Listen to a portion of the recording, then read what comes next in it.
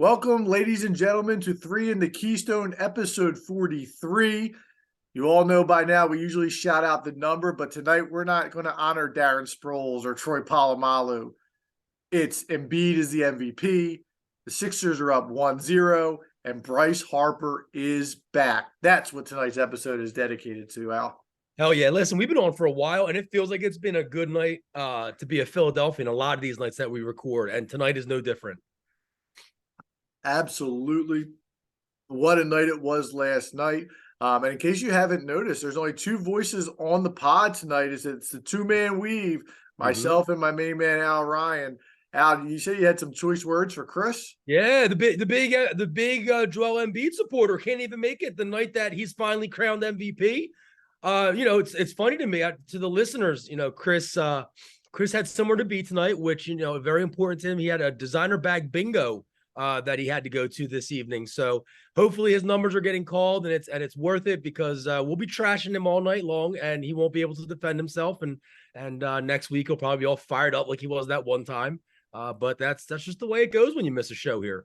Absolutely. And for those of you watching on YouTube, you see myself and Al rocking some jerseys here. Al's rocking the Sixers 21. Celtics with the Oklahoma City 13. Go ahead, turn it around, Al. What do you think? Larry Hughes. The Flight Brothers, baby. The Flight Brother. Mine actually is the James Harden. Way too big. The guys are looking good tonight. Out. Who would have Chris had on? Todd McCullough? I do think Chris had the Sixers C Webb, if I'm not mistaken. Didn't he used to rock a Jerome Bettis jersey all the time when we were in high school? I can kind of picture him in a beat up black Jerome Bettis jersey on the hill, like pounding down the grass. I feel like he was rocking the Oakland Raiders Rich Gannon for a while. Oh boy. Talk about a contrast in styles and physical makeup. He didn't really have the Gannon. He did have a Raiders jersey. I just don't remember who it was. Yeah, I don't know. I can't picture it, but I think he had a Bettis, man. I'm almost positive he had a Bettis at some point. We'll have to confirm. But before we jump into segment one, which is our Philly recap, Al, we got even bigger news. Three in the Keystone has its first sponsor. Let's go. Piggyback Partners, your private equity company. Piggyback Partners has decided to jump on board, be the first sponsor of Three in the Keystone. So if you want any more additional information, feel free to reach out to us on Twitter or Instagram, and we're happy to support Piggyback Partners, who has jumped on board to be a part of the podcast. So we've made it out. It's official. That's it. It's official. And listen, Piggyback Partners, what I tell you what, oink oink. I'm on board. I got to get in touch with our guy here. They are at the forefront of being on top of what's hot. I can tell you that. I need some financial advice. You see the basement. I mean, you see it. It's been unfinished since the beginning of this pod. It remains unfinished. So I need a little money management in my life. All right, here's the Piggyback Partners. Stay tuned. Like you said, if you need more information, feel free to reach out. We're happy to help. But let's jump into it. Game one, last night, Joel Embiid ruled out prior to the game. Let's just jump to the end. What's your reaction when the game is over? Elation, total elation. Casey's yelling at me to stop yelling. Just like a almost of relief too. Feeling a monkey off the shoulders kind of feeling, not only for this team but for James Harden. And dude, we've been singing his praises for a few weeks now. Why stop now? For Doc Rivers too. And yep. I know it's quote only one game, and James Harden did a great job of pulling the guys off the floor, not letting them celebrate too much, saying, guys, it's just one game. It's just one game. But to me, it's more than that, because if you go into if you go into the Garden, you play the way you did, and you lay an egg at the end there, you cough that up and you choke it away, and you let Boston get away with that win. That's the series, man. That could have been the series last night. Yeah, I mean, listen, we've been through this story before. It was the first Sixers game one victory in the second round since 1986. That's incredible. I couldn't believe that when I heard that too. I couldn't believe it. And they've continued to dig holes. And this series, when you looked at it on paper, felt a lot like last year, where it was like, okay, we're going to go and we're going to lose the first 2 games on the road. And then Joel will probably come back. But the series is over at that point because you're not winning 4 out of 5 from Boston, just like you weren't winning 4 out of 5 from Miami last year. And for them to go out there and steal that win, I think we underestimated this year one aspect of this Sixers team, and it's the fact that they've just been a resilient bunch the entire season, and it's felt different in that regard.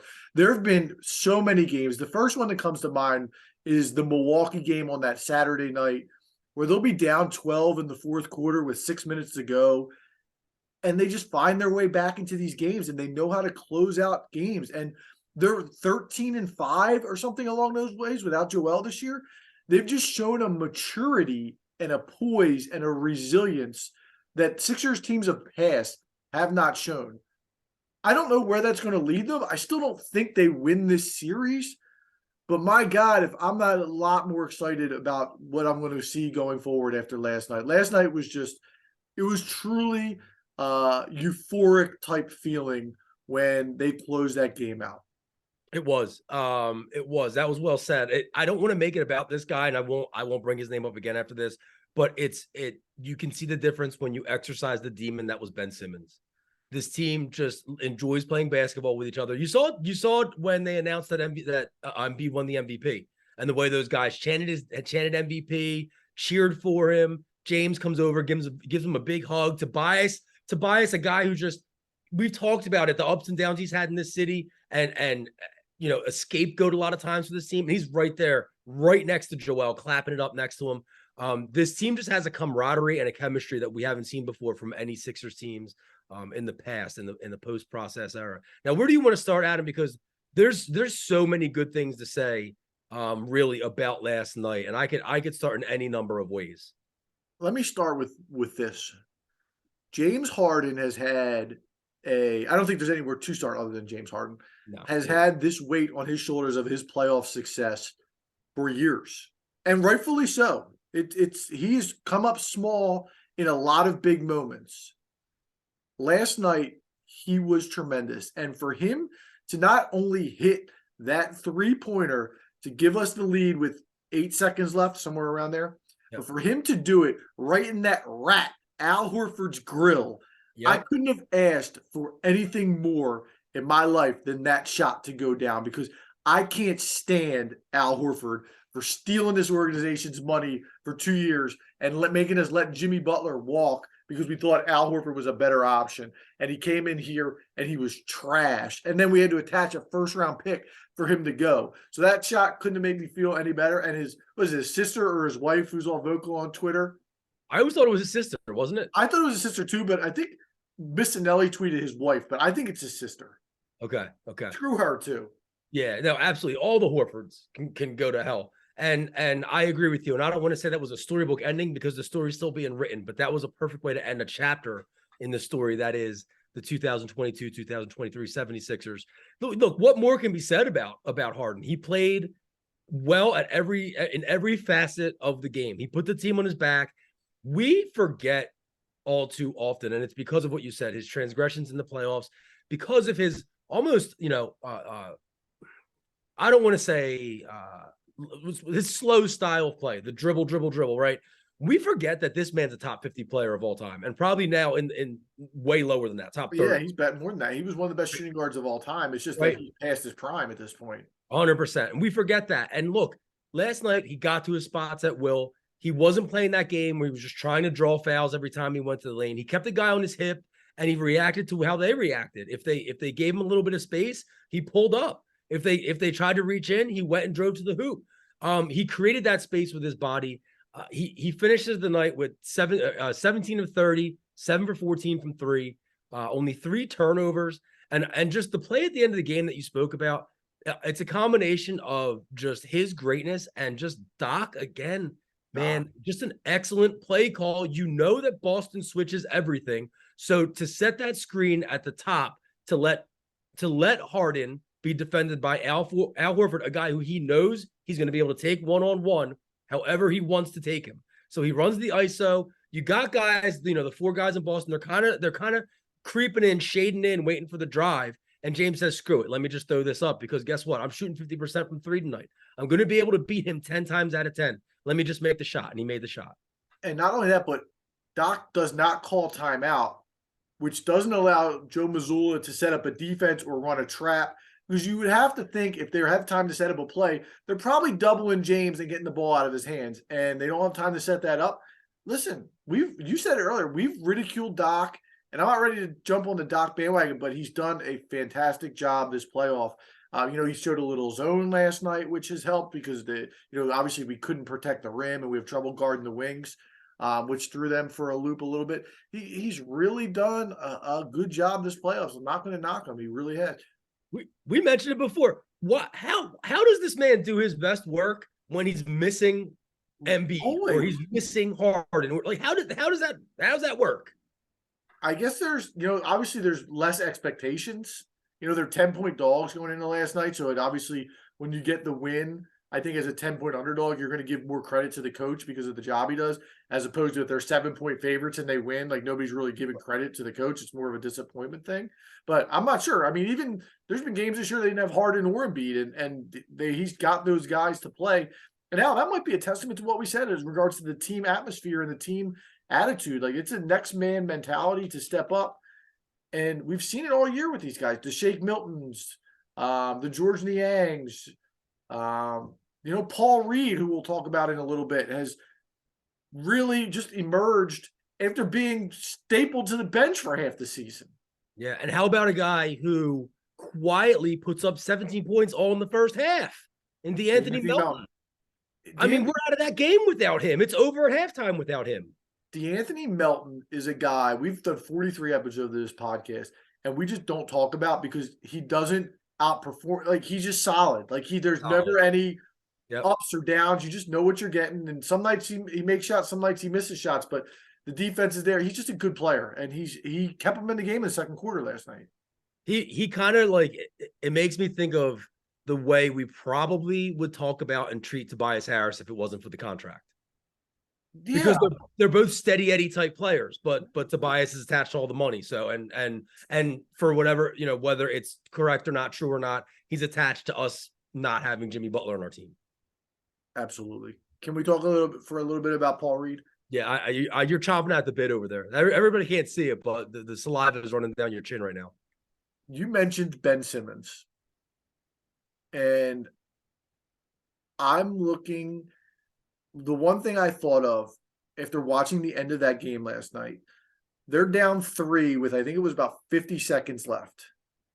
And Harden, they run a screen and roll for Harden. He gets doubled, and he throws the ball to Paul Reed, who catches it at the foul line. And a true basketball player instinct to put one dribble and went to the rim. He wasn't scared at the moment. He wasn't scared of getting fouled. He knew the basketball play, the aggressive play. Yep.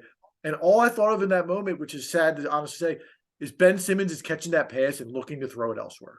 And we're sitting here ripping Ben, and I hate to do it, but Paul Reed went to the foul line, 4 for 4 down the stretch, didn't hit the rim. And I hate to say this because Paul's my man. Sometimes I think Paul might not be smart enough to feel the moment. Like he did, dude. I don't think he feels the pressure. He might not even know the score when he goes to the line. That's true. That's not, dude. You're right about that. You're right about that. And listen, I have nothing but good things to say about him. The kid is on a heater, and the more of him we can get at this point, the better. How many minutes did he end up playing last night? Because we talked about him potentially. I mean, obviously now this is with Joel Embiid not in the game, so we talked about him potentially playing 12 to 14 minutes. He had to have played 36 minutes last night. I have it in my notes. I said, could you imagine if I came to you in January and said the Sixers are going to play the first game of the second round at Boston and Paul Reed's logging 37 minutes and they're going to win? Yeah. Could you imagine? And he wasn't going to foul out. How could he not foul out in 37 minutes? Come on, man. Yeah, that's incredible. 10 and 13. I felt like every time I was watching that game and Boston had it on there, and especially in the second half, anytime that ball entered the paint, he was there. Like whether he was already in the paint or whether he swarmed to the paint from the perimeter, sometimes leaving a guy open, just like recklessly running over. But guess what, man? I love it. I love the energy. And it ended up forcing Boston into a lot of mistakes. They forced 16 turnovers last night. They only turned the ball over 6 times themselves. That was a huge part of that win last night, taking care of the ball. If you rewatch the last possession where Boston turns it over, his help on Marcus Smart is what caused that turnover. Him helping in that situation. 100%. Because he's quick enough, he's athletic enough, and he's long enough to do it. And listen, we texted this week earlier about Kevon Looney, and I said this point. I'll say it to Paul Reed. In an NBA world where centers get played off the floor in the playoffs constantly, you see so many centers that are good regular season players, and then come the playoffs, they just the Rudy Goberts of the world that can't perimeter defense. Paul Reed can play in the playoffs. Like he can switch, he can do things, he can rebound. He's a helpful player, and we're lucky we have him. No, listen, where would we be without him at this point? I was talking to one of my students today about it, and talking about like how at one point this would have been Trez, and how ridiculous that is to even say now in May. But there was a point in time in this season back in probably as recently as January and February where we thought Trez was going to have to be the backup guy. You guys did. You know how I feel about Trez. That was guest boy. Yeah, dude. Go back and check out the preseason episode where I ranted when he got him. Diverse was all over him. I know. I want to talk Celtics, but I have one more Sixers. Yep. To make, because I think there may be some chinks in the Celtics armor that I do want to talk about. What's your reaction when Malcolm Brogdon throws the pass to Tyrese Maxey? I initially started going crazy because I thought they called the shot clock. So my initial reaction was like, I was screaming, no, no, no. And like Casey's like, why are you screaming no? Like he scored. And I'm like, they called a shot clock. And then I noticed that he didn't. So my initial reaction was I was pissed. I mean, could you imagine if one of the Sixers did that, threw the ball to the forget it. And I texted in our thread. There was a play, I think it was Roy Williams, the Cowboys defensive back, and McNabb threw a pick 6 in like 2008. Asked him after the game, they were like, well, they asked him for the defensive back, what happened? And he goes, I looked at him, he looked at me, and he threw me the ball.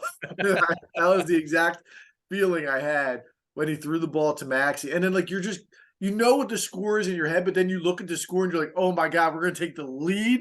Yeah. Yeah. And it was just that was when I probably for you too. That's when I finally started to believe again that we're going to win the game. Yeah, and then they foul Tatum on the next possession, but then Harden hits the shot. Yeah, because it took that long because especially once Maxey got his 5th foul, which was an awful foul. It was so bad on his part to be face guarding a guy that was nowhere near the ball and really just holding him. I was like, that's it. That's the game. We're not going to be able to overcome this. And then the next possession, he didn't play any defense. None at all. He just lets the guy go. Did you hear Doc's comments in the press conference? What do you say? They were talking about Maxey's effort, and then he goes, yeah, someone needs to let him know that you're still allowed to play defense with 5 fouls. He let Marcus Smart walk to the basket. He did. Wide open. Yeah, that was wild. Yeah, that was crazy. But Tyrese, listen, his efficiency is going to go down when he's playing without Joel. I was happy how aggressive he was getting the shot, especially in the third quarter. Even though they weren't going down, most of them were decent looks. And listen, without Joel, he's got to take 20 to 25 shots a night. Yeah, I agree. And look, he had a bad first half. He only had 7 points in the first half, only took 8 shots. So to come back in the second half and put 19 up, obviously his shooting numbers weren't great. But like you said, he was being aggressive. He wasn't doing that thing where he kind of hides away, in the corner. He knows his role out there. He has to be the guy that backs up James Harden. Luckily for us, man, James Harden really didn't need much backup. One more thing. How about the Tobias Harris video game basket where he was just like running around the court with the turbo button on, trying to turn the corner on Al Horford? Dude, that's a fantastic way to describe that play. I was screaming at my television, and then when he finally found that wide open layup somehow, what was that? Dude, there was 2 seconds on the shot clock, and the play lasted for 9 seconds. He had to have that ball in his hands for how long? 14, 15 seconds? It was crazy. And then he hits the top of the key 3. Actually, it was a great pass from Harden in that third quarter. But let's transition to the Celtics a little bit. One more guy. One more thing, and it's kind of negative. It is a negative. I don't want to see Jalen McDaniels shoot the ball ever again in this series. unless he's right underneath the basket. Well, they're not. They're giving him plenty of space. Yeah, I don't need to see any more Jalen McDaniel threes. We have enough guys who can shoot the rock.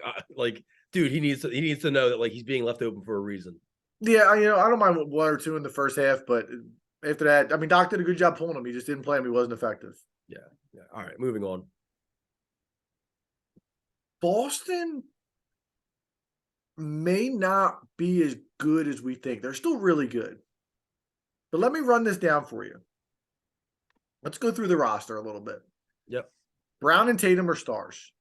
Yep. But I guess we could talk about Jaylen Brown goes 6 for 7 in the first quarter and takes 3 shots the rest of the game. Yep. Unreal. 2 shots in the fourth. It actually took me until the fourth quarter when I think he made a 3. Made a deep 3 with like 9 minutes left. Yep. And I said to myself, where the hell has he been? Like, it completely blew my mind because I'm thinking, man, he was torching us. And what the hell? Like he hasn't shot the ball in 3 quarters. He took 10 shots the entire game, which is, it's unacceptable. No, that's a failure on everybody's part that was on the team last night. Everybody's part. Because he was cooking early. Absolutely. He was torching us. And listen, him and Tatum are fantastic, right? So you got those 2 guys. We go to their other 2 guards. For whatever reason, Brogdon was really good last night.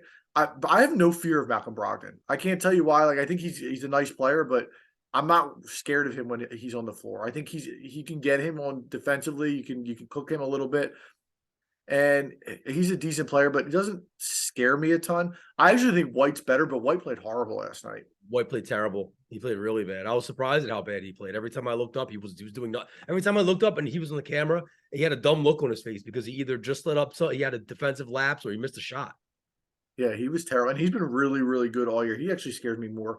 And then Marcus Smart, we texted last night. Marcus Smart is a dog, but my biggest issue with Marcus Smart from a Celtics standpoint is like, in crunch time, I feel like he wants to be the man. And sometimes that works for them. Sometimes it doesn't. At the end of the game, if Marcus Smart's the one taking the shots, given the fact they have Jason Tatum and Jaylen Brown, I'm fine with that. Yeah, you take that 10 times out of 10. But I do like Marcus Smart a lot. I'm a fan of his. Yeah, no, he's a good player. I just think he tries to do too much, especially in crunch time. I thought he did he made a couple an N1 where he threw a ball at the backboard and it ended up bouncing in. And he turns the ball over on the last possession. But if I go to the front line now, Al Horford, is he going to make a couple threes in this series where we go, fuck, I can't believe he made that shot? Absolutely. But they're targeting him on defense. They went at him last night trying to switch on to him. As far as protecting the rim, he doesn't do much of that. I have no fear when Al Horford's on the basketball floor. Yeah, no, I feel the same way. He looks the way he should look at this point in his career. I mean, how old is he? 36? 37? He's pretty a lot of miles too. Absolutely. And so that was another good decision by the coaching staff, because I agree. I felt like they were sending guys his way all night long. And again, knowing that they're going to switch Joe Mazzulla is going to have to change up that game plan. And the last guy they have is Robert Williams, who with his knee injury can't play more than 20 minutes a night, and doesn't seem to be the same effective player they were. After there's 7 deep, and after that you got Grant Williams and Sam Hauser. Like, those guys aren't even in the rotation at this point. Their depth that they had all year with those extra 2 guys, and again Robert Williams being limited, it's not as strong as it was in January. A lot thinner than it seemed at one point in this season. And you're really now relying on a couple of guys to do all the heavy lifting. And when you take the ball out of one of their hands, now you're relying more on that Marcus Smart, Derek White, Malcolm Brogdon combination. They're not as fearsome as they once were. 2 other points I have on Boston. As I actually listened to a little bit of Boston radio today, and they were talking about how in the championship last year, Golden State got up in them in crunch time and they started to turn the ball over a lot. And it seemed to translate the entire season, where as games got tight, they were either thinking about that type of stuff or, they really don't have great ball handlers. Smart's a point guard, Derek White's a point guard, but they're not necessarily, I wouldn't say pure point guard as far as, handle and distribution. And you saw it again last night. They turned the ball over 16 times. Yep. In crunch time, 2 monster turnovers, Brogdon throwing the ball away and Smart not getting a shot up. They have shown weaknesses in crunch time, closing out basketball games, which we said earlier, the Sixers have done a great job of the entire season. Yeah, and let's not forget they just got taken to 6 games by the Atlanta Hawks too. Right. Like, what took them so long to dispatch an Atlanta team that was far from impressive, that was missing one of their best players in a closeout game, and they let them win another one there in Game 5 when Murray was out. So yeah, there's something smells with this team, and they seem to be trending downward at the wrong time, which good. Good. The thing that I think we're missing is actually very comparable to the Sixers. So when the Sixers got closed out last year, what was the big MO? What did they need to add in the offseason? What was their big acquisition? Backup center, which one? Well, not like as far as a skill set the team needed, like toughness. Toughness was they needed PJ. They needed PJ, and PJ has proven to be dividends, whether it's on that bench. I think you see the clip of him yelling at Paul Reed. Yep. We're not going to repeat what he said, but you can Google it if you want. The Boston Celtics, PJ Tucker was Ime Udoka. He brought the toughness from all accounts to that team, whether it was calling guys out, getting into them defensively, and they were awesome defensively last year, and they just don't seem to have the same energy on that end of the floor that they did last year. And I wonder if that comes from the coach, because I look at that coach and he looks timid to me. Seems like a friend, seems like a Brett Brown. It's almost like this team kind of coasted so much in the regular season, they hit cruise control a little too early. Almost like the opposite of to take it back to James Harden. It almost seems like James was on cruise control for a little bit there, knowing that he had to save something specifically for this round, because he looked like also in the Nets series, not that he played poorly at all, but we didn't see Game 1 James versus the Nets. We didn't even see 60% of that against the Nets. So I think maybe the Celtics at this point are just resting on their laurels a little bit of having a fantastic regular season, thinking they're going to coast. And it's not that easy to flip the switch in the NBA playoffs. Do the Sixers win that game last night if Joel Embiid is playing at 50%? Dude, I've been thinking about this question, and I feel like, the next question is going to be, what do you want to see as far as, do you want him on the floor if he's at 50% or better for the next game and for the rest of the series? And I know that the smart answer and the answer I'm supposed to say is that we win Game 1 and that I want him on the floor. I can't say it. I don't think they win with him at 50%. Now, it's a tough hypothetical, because Embiid at 50%, what's he giving you, and what's he kind of holding back on because he's only playing at 50%? Without being able to answer that question, you don't know. But going forward, we know what we're going to get out of this team, especially on the offensive side. If he's on the floor, we're going to go back to that slow style of play, the 2-man ball with him and James, and it's going to just really grind everything to a halt. And Chris said it last week. He wanted to see them pick up the pace. The pace is going to slow to a stop if Joel Embiid is on the floor, especially with a hurt knee. I know I'm supposed to say I want him out there. He's the MVP of the league. I don't know that I want him out there for Game 2 if he's still only going to give us 50, even 60, 70%. I agree with you. They don't win that game last night with Joel Embiid at 50%. And I don't think it's a great matchup for him when he's not healthy. Again, if he's healthy, I sound like an idiot making these points. But he's got to stretch himself out to guard Al Horford. He's got to get out to the three-point line. You saw Boston in the first half. They get up and down. They get a rebound and they go.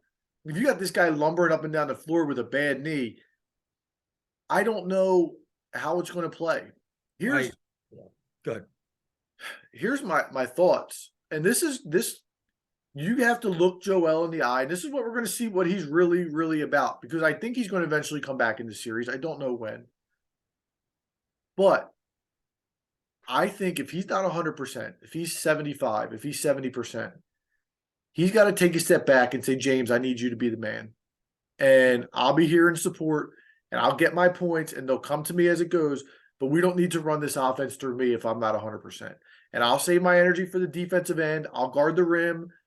I'll be, we've said many times on this podcast, I don't know if Joel Embiid can be the best offensive player on a championship team because of the way today's NBA is. So maybe he needs to take that step back and say, I can still be an important part of this team, but we need to run the offense through James and Tyrese.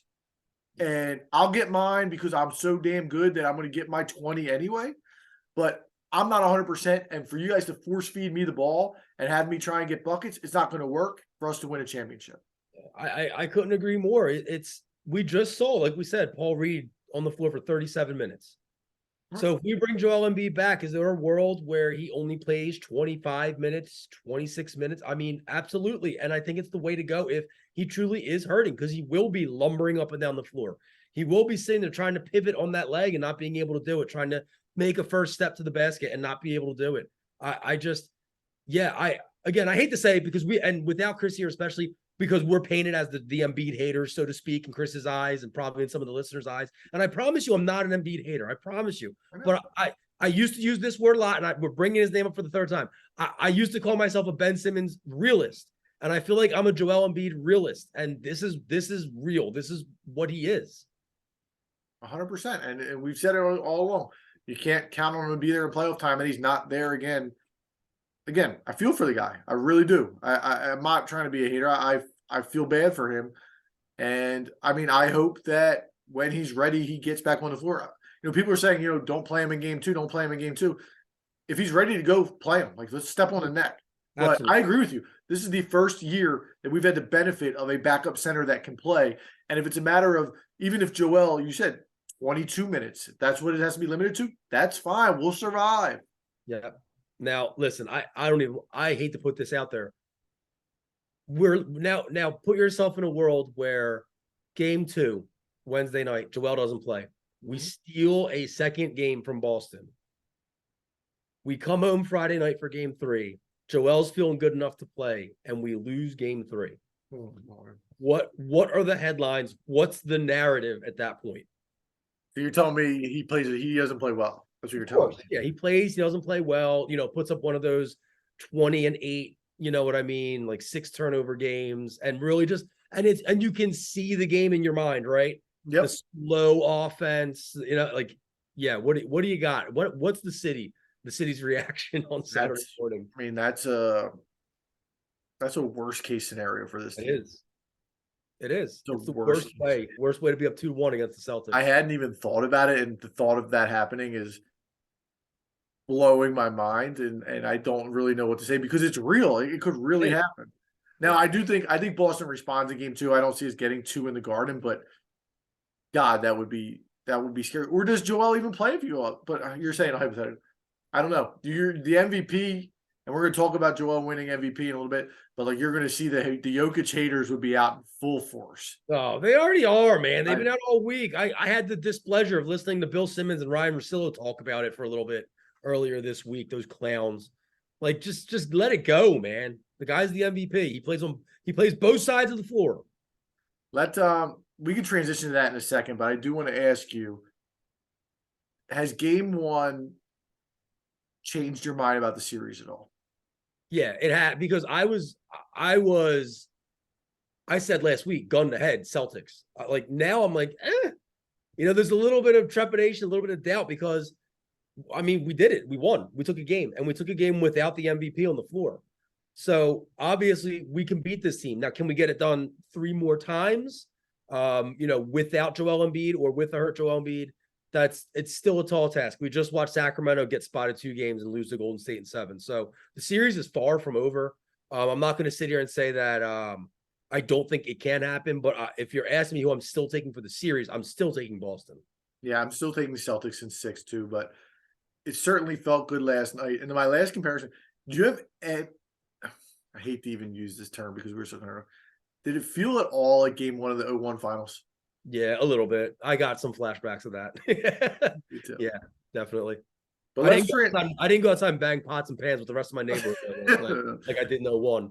That's completely fair. Either way, probably one of the best nights in the process era, that win over the Celtics, and hopefully we have more to come. But we followed it up not only with a win last night, but a win tonight as Joel Embiid runs away with MVP. Was not even close. He ended up with 915 points compared to 674 for Jokic. He got 73 first-place votes, Jokic with only 15.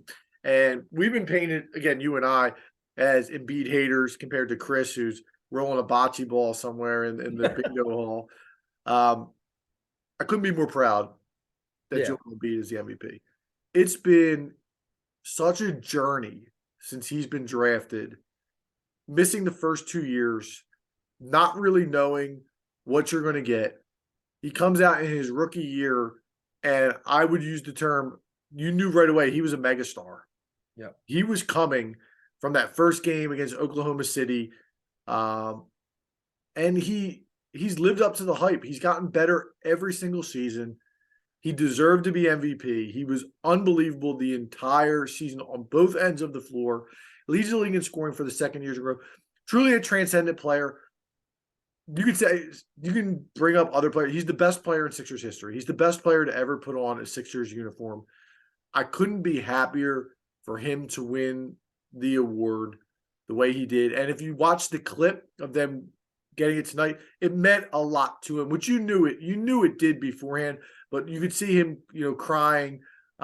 It meant the world to him, and I'm extremely happy for him. Yeah, for all the the times we harp on him for things here and there, not being healthy and not being able to win a title and all that. Being proud is a great way to put it, because it's almost like he's one of Philadelphia's kids at this point. I mean, he's right up there with the Chase Utleys and the Jimmy Rollinses and obviously the Allen Iversons, the Eric Lindroses, like all those guys who are just like beloved figures in Philadelphia sports history. And I love the tweet that he's had that saved in his drafts for 9 years. I didn't see it. So from 2014. Oh, yeah. Spoke it into existence, and he retweeted the tweet from August 18, 2014, where it says MVP rankings in a couple of years, and he photoshopped his face next to rank 1 Joel Embiid, and it's hilarious. It's a picture of himself from college, obviously 2014, and then LeBron James, Kobe Bryant, Chris Bosh, Tony Parker. But it's just like the culmination of just such a long journey for him and for the franchise to finally be given that validation, and not the validation that we were right to do things the way we did as far as the process and tanking games, not that validation, but the validation of taking him, building a franchise around him, letting him be him, letting him be who he is, play the game the way he does, putting a team around him that hopefully this year can win an NBA title. I mean, I love the guy. Oh, my second favorite Sixer of all time, only beyond Allen Iverson at this point. But that's splitting hairs. So well-deserved, and very happy to see it finally happen. Yeah, and I'm sure Friday night, the coronation, especially if he's suiting up, It'll be wild. it's going to be a hell of an atmosphere Friday, and that's going to be a very, very tough place to play if you're a Boston Celtics fan. And super fan Chris, who has tickets to that game, will be missing that as well. And didn't even offer us the tickets. Violations all around, dude. Yeah, you can't just sell it to a random stranger without offering it to your friends. Yeah, that's terrible, because we could even have FaceTimed him in. So like every now and then when Billy Joel's taking an intermission or something, he could just take a look down at his phone, see how they're doing. Nope. Instead, he'll be singing Piano Man at MSG.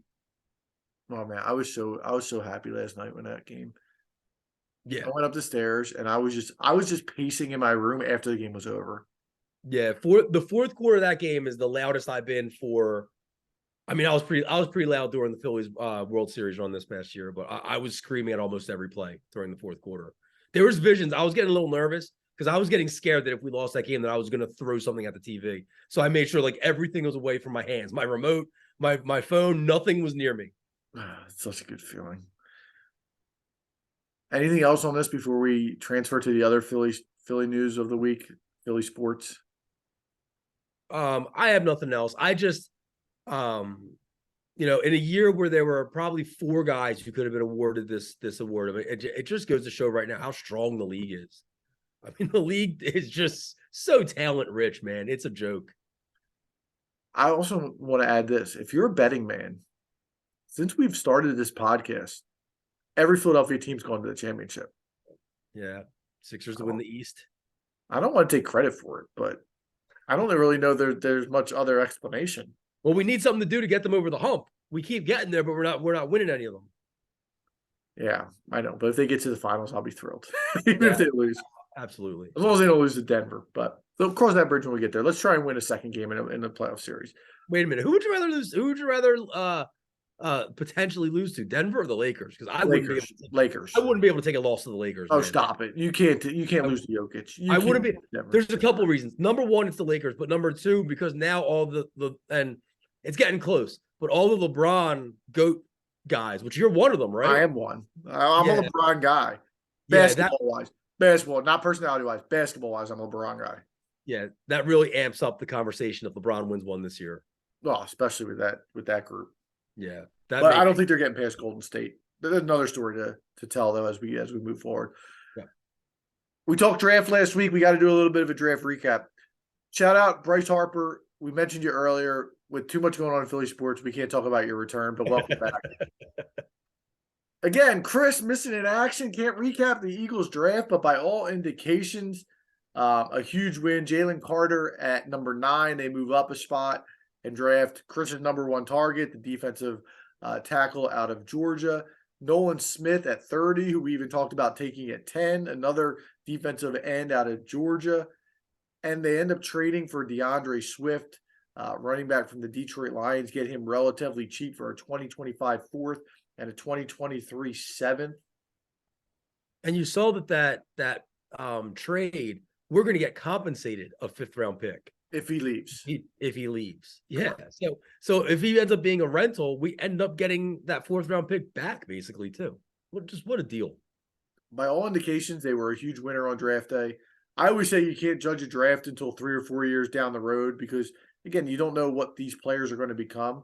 But by all means, Howie Roseman has done a tremendous job. But I want to ask you this, hypothetically. Yep. Is there a world where Howie Roseman's getting too much credit at this point? Maybe feeling himself a little bit too much? Well, yeah, I mean, no. No? Okay. No, I don't think so, actually. I asked because of this. I saw a tweet that was Howie Roseman's last 10 picks in the top 60, roughly, like his top, like in the top 60. And it was like every one is a hit. And 5 of those picks were Nolan Smith, who hasn't played it down, Jalen Carter, who hasn't played it down, Cam Jurgens, Jordan Davis, and Nakobe Dean. And with all due respect to those guys, they're great on paper. They didn't play last year. Like, how can we sit here and call those guys? Like, people rave about last year's draft class like it's tremendous. Jordan Davis, for all accounts, underachieved last year. And Nakobe Dean and Cam Jurgens were blocked. They didn't play, and they're going to expect a lot from them this year. But I don't know how you can say they're hits at this point. No, the book is still out 100%. I mean, they're definitely not hits. But as the GM of a professional football team, you just got to put your team in the best position to win. So you got to pick the best players to do that. And I think this whole draft strategy of, well, Georgia's the best team in college football, so let me just take all the best players from that best team. You could have a worse strategy. So, once he gets those guys on the field, now it's the coach's job, right? Yeah. So look, I don't think he can get enough credit because when I look at this draft up and down, you didn't even bring up the gem of the draft, the jewel of the draft, the crown jewel in the 6th round, Tanner McKee, the quarterback out of, dude, what a waste. Who does his dad know on the staff? What was that? I don't know. I couldn't tell you anything about Tanner McKee. Why did they take that, dude? Well, they needed a backup quarterback to mold, I guess. But wait a minute. He comes from a Stanford team that stunk, an offense that stunk, and he stunk. I don't know. I don't understand it. I don't qualify myself as a draft expert. That's why I told you without Chris, I don't know how long we can rattle some stuff off here about the birds. But I'll just say this. So when we talked about the draft preview, I was all in on Bijan. I never mentioned Jalen Carter. Chris did. Chris said he was his number 1. I'm not going to go back and say that I was also on board. I didn't think Jalen Carter was an option. So I didn't even want to mention him because I'm like, well, he's not going to fall to 10 regardless. So what are we even talking about here? So for that to happen, number 1, obviously it's a great move to scoop him up. I mean, he falls into your lap, you move up the 1 spot, you do what you need to do to make sure that he's wearing Eagles green next season. However, let me ask you this. There's a lot of off-field concerns with a few of these guys. And the prevailing sentiment right now is, well, we'll be able to keep them in check and we'll be able to kind of settle them into a professional atmosphere because A, we're the Eagles and we have a winning organization right now. B, we have strong veteran leadership. And C, we're surrounding them with the guys they play with at Georgia. But to me, doesn't argument C kind of fall flat because these are the same guys they were around when they got into all that mess to begin with? Absolutely. And at the end of the day, some of it is just young and being immature and, being in an atmosphere at the age of 18 and 19 years old where the world's given to you and you pretty much think you can do whatever you want and you can get away with it. But again, people are raving about these draft picks. Jalen Carter fell in the draft for whatever reason. There's 8 teams that passed up on him. Again, some needed quarterbacks, some needed other positional needs, but they passed on him and they didn't think he'd be there. Nakobe Dean was a projected first-round pick, fell to the 3rd round. Nolan Smith, by all indications, we talked about last week, potentially taking at 10, fell to 30. I'm not a draft guy. Again, I don't know all the ins and outs of every single prospect out there, but why are these guys falling so far in the draft? Again, we're just so quick to anoint these guys as players because they came from Georgia and they were great, but they haven't proven anything on an NFL field to this point. And it's a curious case as to why are all these other teams passing on it, and then the Eagles take these guys, and now all of a sudden we're going to crown them as steals. I don't know. Yeah. It smells a little funny. Yeah, I wonder the same thing. I still give the draft grade an A+ at the end of the day. But yeah, no, I'm interested to see. And I'm hopeful. I'm hopeful that for reasons A and B that I threw out there, that these guys can become major contributors potentially. I mean, we need them to become potentially all-pro players for this organization for years to come. If you're going to be spending first-round picks on these guys, so I'm interested to see how it shakes out. But am I happy? Like, do I feel like this team's in a better place? Yeah, I do. Do you? So that was my next question. I can't sit here and say this team right now is better than the team last year. Now I think the NFC is a hell of a lot weaker, but they still lost 7 starters. Yeah, this is true. I mean, you lose Gardner Johnson. You really didn't replace him. I mean, you got the kid from Pittsburgh, Edmonds, but that's not Gardner Johnson. You lost an All-Pro in Javon Hargrave. Yep. You lose Miles Sanders, who, I mean, when you look at it from a talent perspective, you think DeAndre Swift's probably a better player. But if you look at DeAndre Swift's numbers, he hasn't been very good, or been able to stay on the field. But I think it's a wash in that case. You lose an offense. I think it's a wash because it's Swift and Penny. Okay. I'm fine with that. Right. I'm fine with that. It's you guys playing the role of one almost. I'm fine with that. You lose Sayamalu, who was a nice piece. And you lost a couple Edwards. And again, I think the question is, we're ready to crown these draft picks from last year to just be able to step in and replace these players who were really, really good players for you. And I just don't think that's as much of a lock as we think it is. Now, again, the NFC is extremely weak. I still think they're the best team in the NFC by far. But I think there's work to do before we're ready to say they're as good as they were last year. All right. Well, we'll see. I mean, I think another year of experience, especially for, there's really not much room to even go up from where that offense was last year with A.J. Brown and Devontae Smith and Dallas Goedert. But I see them getting better. Obviously the line. I mean, look, I'm not going to sit here. We can talk about injuries and whatever, but every team's going to have to deal with injuries. So if everything stands the way it is now, that offense is still going to just fire away on all cylinders. Agreed.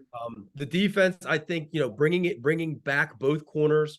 I think that the kid, and I'm not going to sit here and say I know a lot about him, but Sidney Brown, it seems like some guys are high on him being able to potentially start, maybe even from week 1 of the season. We'll see. Apparently, he's a hard hitter. So I don't know. Look, I'm also of the impression that Nakobe Dean, Jordan Davis are going to work out.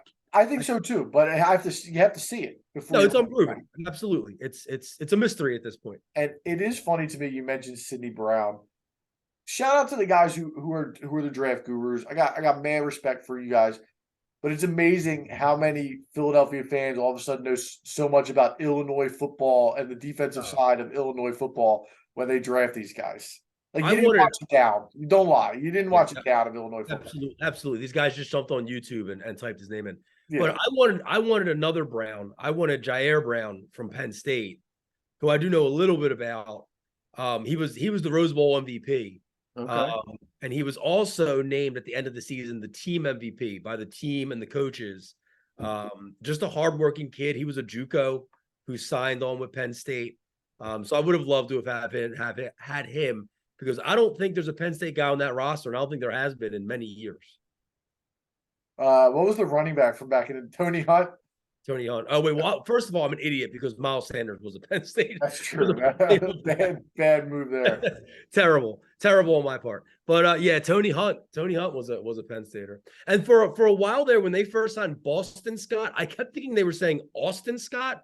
And I don't know if you remember Austin Scott, but he was a 5-star running back, I believe from New Jersey, that came to Penn State our freshman year.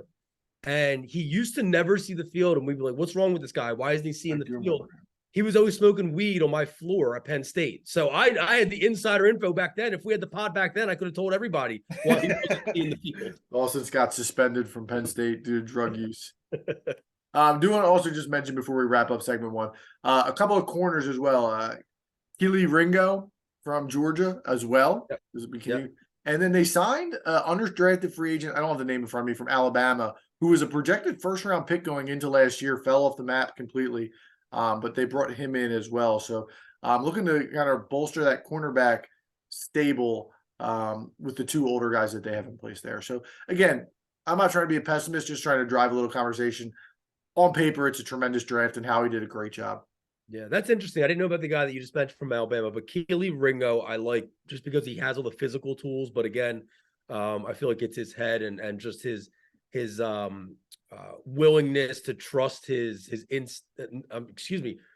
not so much trust his instincts. He has to trust the fact that he has to do things kind of a certain way, because I know the knock on him is that he tends to trust his athleticism a little too much. So hopefully Bradbury and Slay can kind of help him out with that. Absolutely. A lot more Eagles talk to come the summertime, especially once training camp opens up as the defending NFC champions. And they'll be the favorites to win the NFC again, especially with some of the departures and some of the weaker teams in the NFC. So looking for another big season out of the Birds. Anything else before we close segment one? Talking on this pod every week, man, the sports cycle moves fast. It does, doesn't it? Well, especially when you're good. I know. Yeah. I know we keep saying it. We have the dog days of summer, coming up here shortly. So we'll see how fast it moves then. But it just feels like it's like one after the other. Like it's nonstop. I think the playoffs has extended. Like when the Eagles season goes till February, it definitely makes the offseason a hell of a lot shorter. Yeah. All right. That'll wrap it up for segment one. I want to shout out our boys again, Piggyback Partners. Oink, oink. Segment one sponsored by them. So we will be back with segment two. We're going to have some additional NBA observations, both surprises and disappointments. We'll be right back. Welcome back to segment two. And we talked a lot of NBA in segment one, but the playoffs are in full swing, and the Sixers are not the only ones in action. Round one wrapped up last weekend, and there were a lot of surprises. I actually saw, it has to be the first time in NBA history, but a 1 seed, a 2 seed, a 3 seed, a 4 seed, a 5 seed, a 6 seed, a 7 seed, and an 8 seed all advanced. One of each seed. I didn't notice that. That's wild. Yeah. That has to be the first time. Yeah. So 8 in Miami, 7 the Lakers, 6 the Warriors, 5 the Knicks, 4 Phoenix, 3 Sixers, 2 Celtics, 1 Denver. Wow.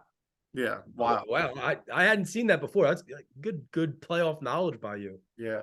So where Twitterverse comes in handy. But I gave us the task of each coming up with 2 observations or 2 conversation topics to talk about. I'll let you open up.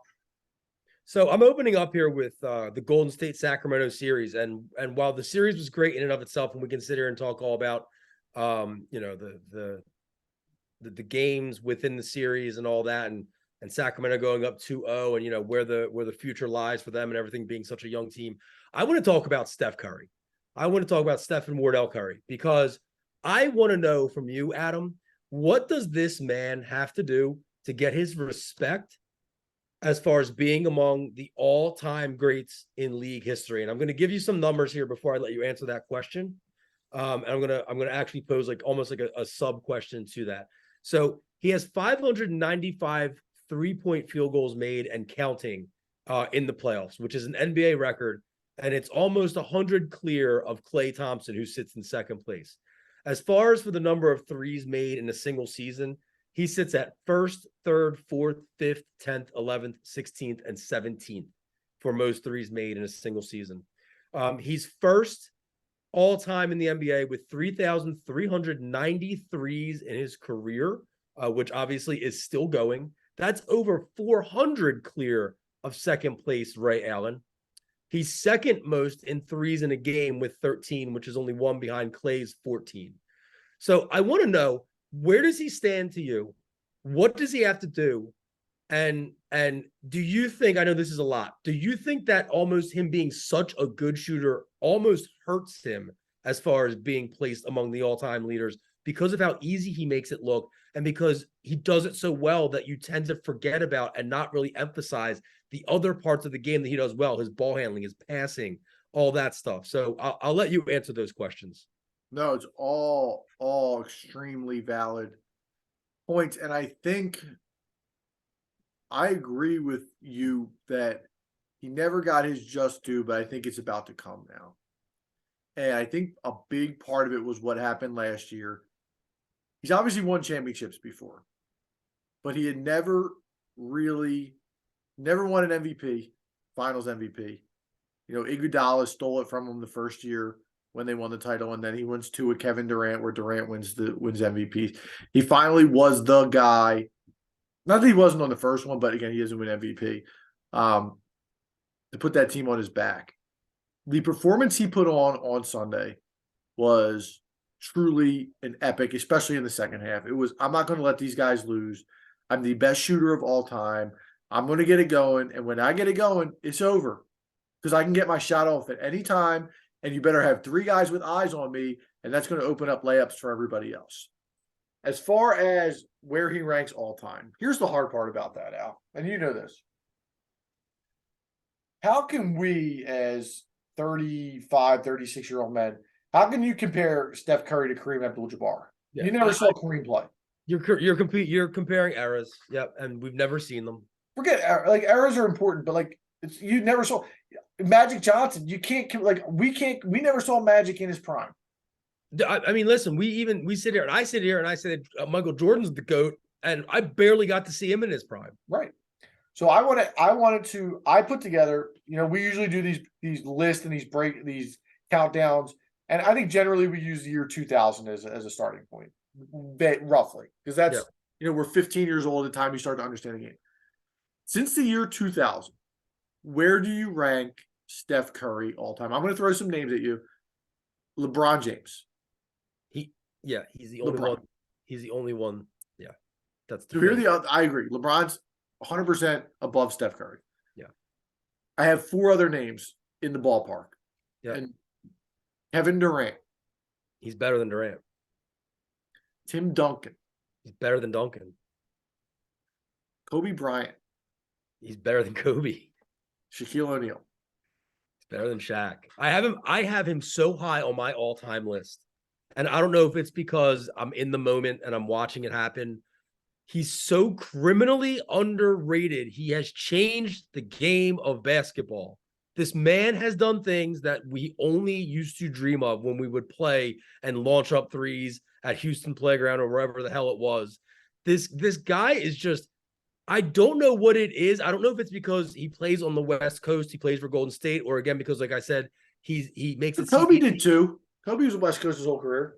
That's true. And but West Coast with the Lakers. That's true. A lot different than West Coast with the Warriors. The other thing that I think kind of takes away from him and getting getting noticed is Steph, is he a face or is he a heel? No, Steph's a face. The team may be heel, but Steph's a face. I agree with that. And that's despite the fact he does some heelish shit from time to time. Yelling over and yelling light the beam at game 7. Like, he does some cocky stuff, and I love it about him. I love it about him. But for whatever reason, national media doesn't pick it up and really display it and really talk about it and emphasize it. And in a weird way, I think that hurts him because I think being a heel could help him. Well, Draymond's the heel. Yeah, he gets the heat. Absolutely. And Clay to a point too. Clay's got a mouth on him too. Yeah. Listen, now I know Stephen A. I think it was Stephen A. said he thinks Steph Curry is the greatest point guard of all time. And that's obviously if you're counting LeBron as a wing. So it's really just Steph, or you're comparing Steph and Magic. Yeah, I guess that's fair. Right? Yeah. I don't know. Where do you stand on that? I can't compare them. I think I can't compare. I don't want to compare Magic. I never saw him play. Like I don't have the resume. I don't have the eyes. It's a fair comparison. If you're asking me again, those 4 players I gave you, he's right there. He wins another ring. I got him over all of them. Yeah, that's absolutely, especially this year. Yeah, I think I still think Duncan's so criminally underrated, but again, I can't argue the fact that if you want to take Curry over him, I'm fine with that. Like Curry has got 4 rings right now. Yeah. Or if he gets another one, I can't say all, but it'll be 3 as the best player on the team, and arguably a dynasty. I don't know how you could say it otherwise, especially if he wins another one. Yeah, and a little prelude here to the next segment. Should have had 5 rings. Ooh, a little spoiler teaser. We'll call that in the industry. Yeah, should have had 5. I mean, if he had 5 right now, how do you not have him above those guys? Like definitively, dude. Listen, friend of the pod, Calvin Jones texted. I texted and I said, where's Steph Curry all time? Is he top 5? And he had the audacity to tell me that Steph Curry's not better than Dwayne Wade or Isaiah Thomas. And if Calvin's listening to this pod, I still have not texted him back when he threw those names out there. And I won't. I will not give that an answer. I will not. That's not something that is in the realm of something I can respond to. That's absurd. Absolutely absurd. That's incredulous. There's no that is just saying names to say names. Yeah, Isaiah Thomas. Mm-hmm. Get out of here. Wild. Yeah, and he was talking about Boston Celtics Isaiah Thomas, not even Detroit Pistons. And again, I gave you a list of names. Dwayne Wade, I may have thought about him for half a second. He wasn't worthy of that list. Dwayne Wade at one point was up there with one of the greatest shooting guards of all time, but in the last 15 years, some guys have lapped him. Great. James Harden for me. I would take Harden. Absolutely. Harden's better. Wade's got the resume that Harden doesn't have, but that's also partly from playing with LeBron James. Yeah, and Wade's cool. Everybody loves Dwayne Wade. Right. I agree with that. Shout out Kevon Looney, second shout out on the pod tonight. Just dominated the boards in that game 7, and yeah, how about 13 offensive rebounds in the third quarter for the Warriors. Yeah. But let's move on to one of mine. We've talked so many times of what would happen to the Sixers team if they lost in the second round of the playoffs, the changes that would be needed, the position that the Sixers would be in, and really just a situation where do we go from here? Well, there's one team that's already there. The Los Angeles Clippers are a team that at this point, I'm not sure where they go from here. I marked down the Paul George trade. I don't know if you remember the trade. So they signed Kawhi Leonard in the offseason after Kawhi wins the title in 2019. And as part of that, Kawhi Leonard says, I want to play with Paul George. Do you know what that trade was? I couldn't tell you. So they got Shai Gilgeous-Alexander. This is Oklahoma City. Danilo Gallinari, who's now moved on. Wait, Shai was the pick, right? No, Shai was the player. Shai played like 1 or 2 years in LA. Oof. Don't remember that. Wow. Under Doc. He was under Doc. Okay. I think it may have been 1 year in LA. Okay. He played 5 first-round picks and 2 pick swaps. One of the first-round picks turned into Jalen Williams this year, who was second in Rookie of the Year. Yeah. They have now, since they've acquired Kawhi and Paul George, this is their playoffs. They blew a 3-1 lead to the Nuggets in the bubble in the second round when Paul George completely imploded on himself. They go to the conference finals in 2021. Kawhi Leonard tears his ACL. They lose to Phoenix. Kawhi misses the entire season in 2022. I think they lose in the play-in. They don't even get in. And now this year they go into the playoffs. They win game 1 against Phoenix without Paul George, who misses the entire series while he's hurt. Kawhi Leonard tears a meniscus after game 2. They don't win another game. They go out 4-1. Now you have Paul George, who can't stay healthy. You have Kawhi Leonard, who obviously can't stay healthy, now has a torn meniscus, locked in at $45 million each for next year, $48 million the year after that. and they just don't have another team. Like, what else they have? Are they going to re-sign Russell Westbrook? Where Westbrook was their best player in the entire playoffs outside of Kawhi. They're stuck with Eric Gordon. Eric Gordon, Marcus Morris, I think 17 million next year. Robert Covington, our boy, shout out the process. Like this, that's a team that's had championship expectations from when they traded for Chris Paul. Yeah. And that had to be what, 2012-ish? They basically had 10 years of where they thought they would be a championship level team, and they've never gotten to a finals. I think they've only been to one conference final. They just seem like a team full every year, like a team full of mercenaries that are just like kind of out to get paid. Like I never really take them seriously. And I don't know if it's like, I don't believe in curses and all that stuff. And I don't, people say like the franchise is snake bitten and they'll never win. And I don't think that's true. It's the players. It's not the logo on the floor, but for this team just always seems like just a bunch of guys that decide to come together and play ball, and they just, for whatever reason, never have chemistry. They're never able to put it together. No matter who it is they bring in. They bring in, like you said, playoff P. And what were they calling him the year?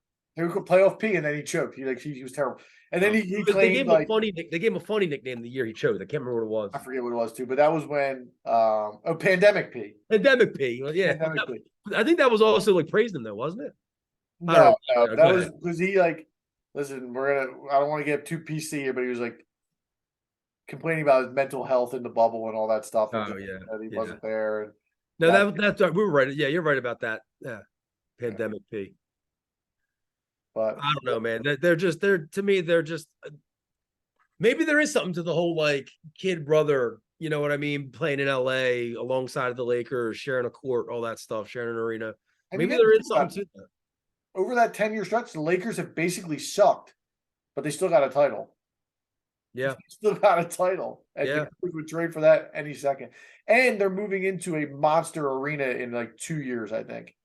So Steve Ballmer's got some work to do if he's going to want to draw a crowd in that arena. So again, that's one team that's in a worse spot than the Sixers, assuming the Sixers lose a series, which they might not. But what else you got? So I have another team then that is almost in this same boat, but it's kind of weird because this team's in that boat, but they continuously get praised for it. And it's almost like they're happy to be in this boat. And the national media is like, oh, look at these guys doing it again. It's the Miami Heat. The Miami Heat are in a position right now at the time of this recording. I don't know what the score of the game is right now. They're up 6. Okay, so at the time of this recording, they're up 1-0 over New York in the Eastern Conference semifinals, and they're up 6 points in the fourth quarter. Without Jimmy Butler. Dude, listen, I'll get to Jimmy Butler in a second, but the reason I wanted to bring this up is, would you want this type of success from the 76ers where you are a wildly overachieving team? You overachieve beyond any expectation, and you do it year in and year out, but you never win a title. Like, is this? Well, Define never win a title. They won a handful of titles a few years ago. 2 with LeBron. No, that's a different team. That's a different team. I'm talking about today, this day and age, Miami Heat from like 2015 on, or whatever you want to say. But I mean, you get what I'm saying. It's this team that they're never expected to make any noise in the playoffs with it. They made the finals the 1 year, a few years back. Yeah, they're here now against, they beat Milwaukee in the first round. They're a team that wildly overachieved. So it's almost like the Phillies run where they came out of nowhere. They made it to the World Series, and that was a hell of a run. That was a lot of fun. But how many times is that going to be a lot of fun without winning the title? I'd still take it over what I mean. Look how much fun we've had the last handful of years, and we can't even win a second round. Right? How much fun have we had? I know, but regular season we have a ton of fun. Look, I think the whole concept of Heat culture and this and that is a little overblown. But what I won't say is overblown is I think they have the best coach in basketball. Yeah, I've always said that, man. Coach Spo. I'll never forget when LeBron went to Pat Riley and basically wanted Spo fired, and Pat Riley told him he's not firing him. I think that speaks volumes to the job and the trust that he has in Eric Spoelstra. Look, they just always seem to find a way, whether it's the home court advantage of players going out and partying in Miami when they're down there, Obviously, the fan base is not necessarily, it's not a hostile place to play by any means. It really, a transplant type atmosphere. I don't know, man. It's a team that you never want to play No. for whatever reason. They're tough as nails. I'm watching them now. I thought the Knicks would win this series, and I'm watching this Miami Heat team without Jimmy Butler. Max Strus gets hurt tonight, pulls a hamstring. Tyler Hero's already got a broken hand. Victor Oladipo blew out his knee. And they're up 6 with 7 minutes to go in the Garden. Yeah, that's It amazing. doesn't make sense. That's amazing. You're relying on Bam, who's a good player. Ready? Hold on. We got 7 minutes left in the game, Al. Here's who's the 5 on the floor for Miami. Gabe Vincent, he's got to be out Vincent. there. Kyle Lowry's got to be out there. Yep. Ghost of Kyle Lowry. Is our man Duncan out there? Duncan's out there. Shout out Duncan. A weekly shout out. Yeah, Bam's got to be out there, obviously. And then who's the 5th guy out there? Caleb Martin, who's actually played decent. Caleb. Yeah.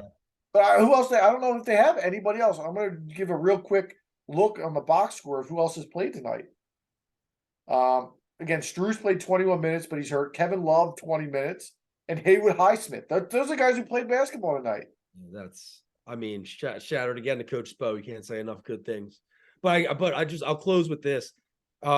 We talked about the greatest playoff performers of all time.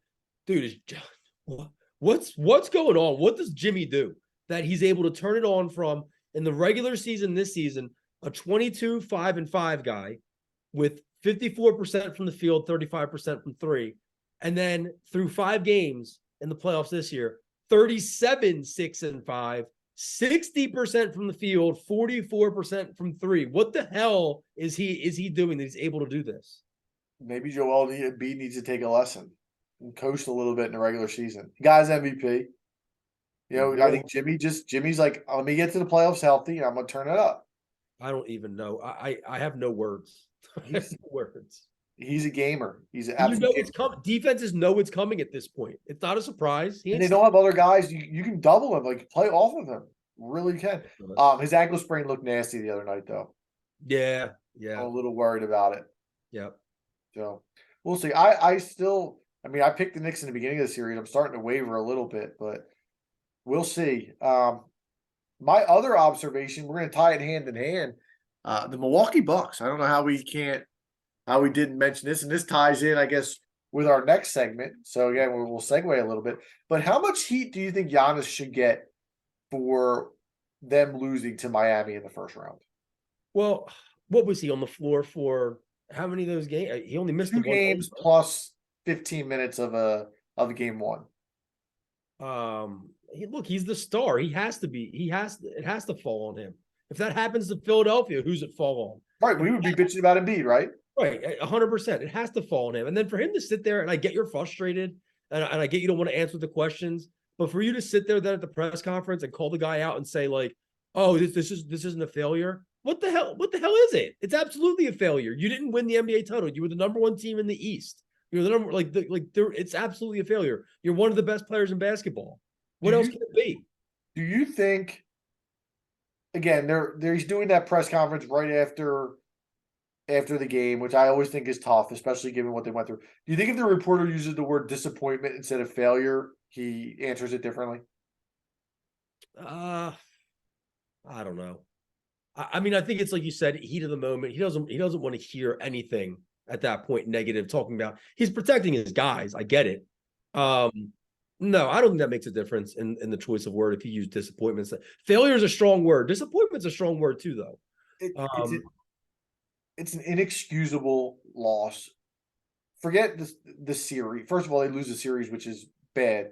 To lose in 5 games. Yeah. And to lose the way they lost those games. Mike Budenholzer looked like he was drunk coaching game 5. And now, did you see the news? There was news that his brother passed away during the series. So I don't know if mentally he wasn't completely there. But one of the most overhyped things to me is Giannis gets all this defensive player of the year hype, right? Yep. And they use him in a role where he's at his best, where he guards the worst player on the floor. Yeah. And he just stands in the middle and plays free safety, protects the rim, and he's fantastic at it. Dude, when Jimmy Butler's giving you 50, you got to guard him. Go D up. And I know Drew Holiday's tremendous too, but Drew Holiday, Jimmy Butler's barking at him saying, "I own you." Yeah. That's a clip that Jimmy Butler's saying that to Drew Holiday. You gotta change the scheme and you gotta go out there and guard him if you want to be one of the best defensive players in the entire league. Yeah, it's time for Giannis to step up there. Absolutely. You can't be down 2-1, 3-1 and sit there and still, play the same defense. Let me ask you this. Where's that franchise headed?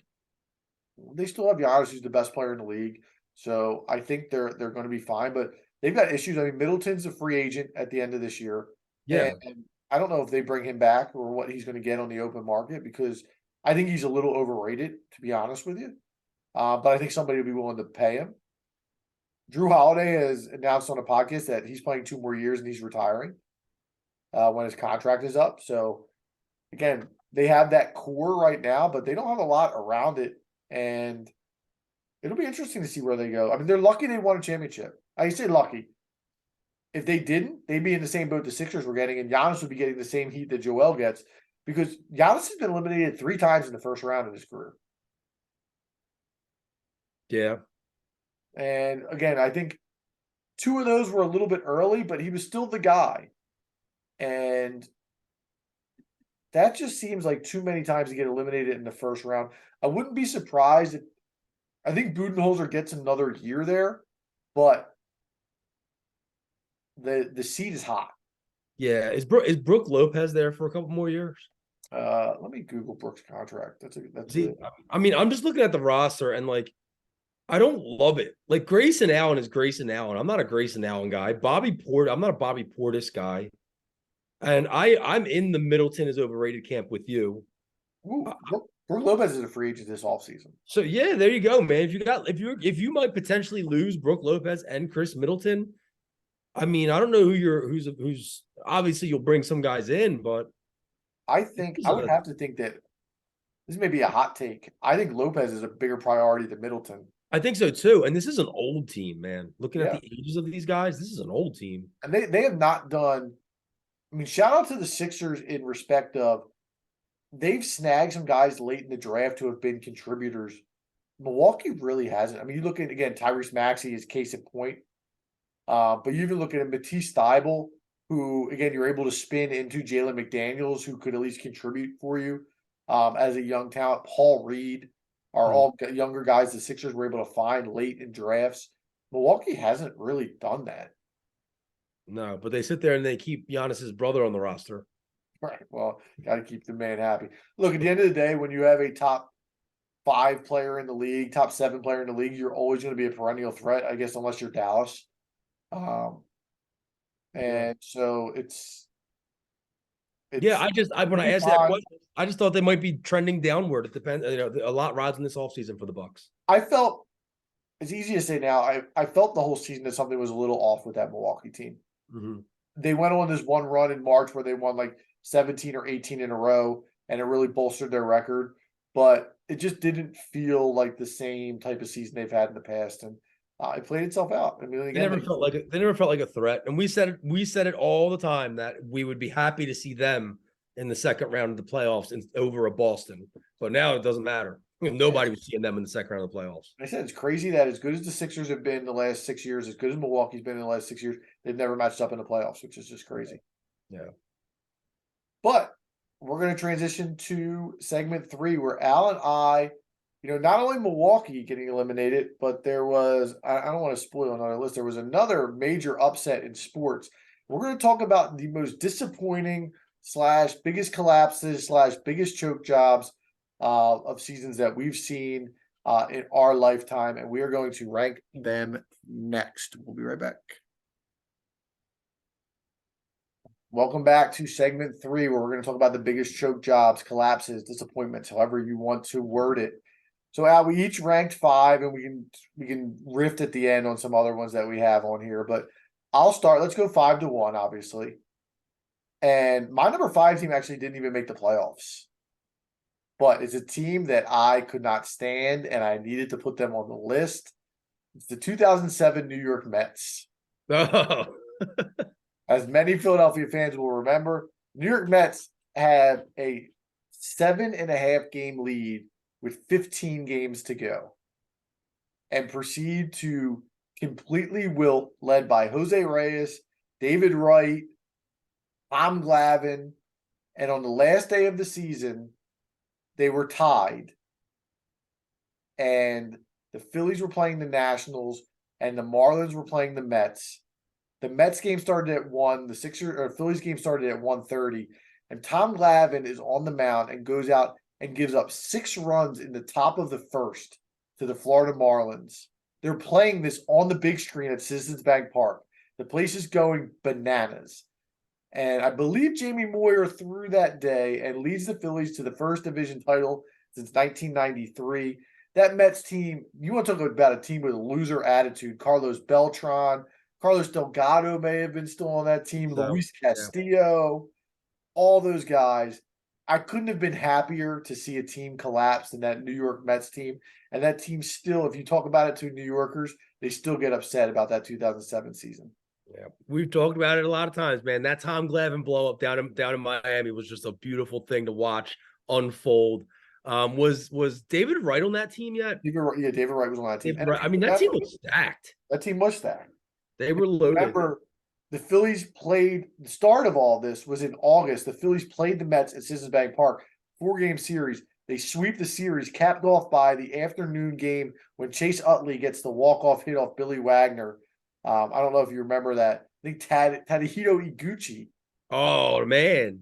Slid into home plate to give the Phillies the win in the 4-game sweep, which really built the momentum for that run. Yeah, that's a good pick. I didn't have that on my list. I feel like that's more of a sentimental pick, which I'm totally fine with. That's fair. All right. So, well, listen, I have 5. Before you're done, somebody has to be the homer tonight without Chris on the broadcast. That's true. I have 5 here that I think it's like all just tied for first for me. So I guess because I think I took this more from a couple of these I have as bigger disappointments. Like I know you said choke or disappointment. So I guess I'll start with the Falcons, the Atlanta Falcons blowing the 28-3 lead in the Super Bowl. That's a good one. Yeah, as my number 5.